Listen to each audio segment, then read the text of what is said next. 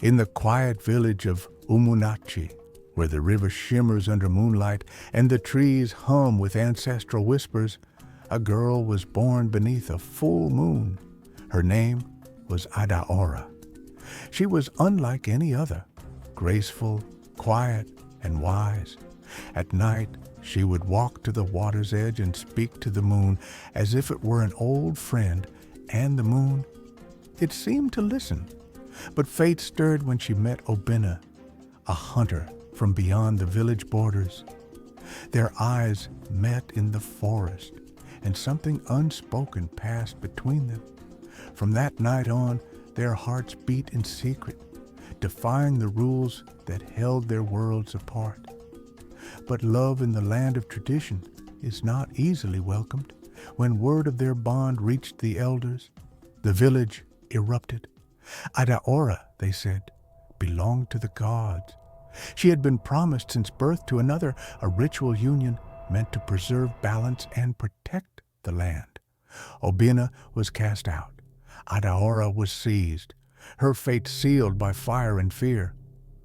On the night before the ritual, she stood alone beneath the stars. Her tears fell like rain, and with a broken voice, she called to the moon. The answer came in silence, a vision of light and shadow. Only the truth will free your love, the moon whispered, but truth demands a sacrifice. The night of the ritual arrived, and all of Umunachi gathered beneath a red moon. Adaora stood tall, wrapped in sacred cloth, surrounded by chanting elders. But instead of surrendering, she raised her head and spoke, not to the people, but to the moon. "If love is my curse," she said, "then let it also be my redemption." A sudden wind swept through the gathering. The flames flickered, the air thickened. Then light.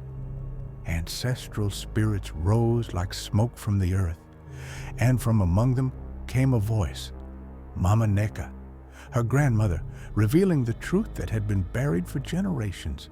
Adaora was not meant to be silenced. She was born of the moon priestesses, and her love for Obina was destiny. The people wept, the chief bowed, and Obina returned, not as a stranger, but as her equal.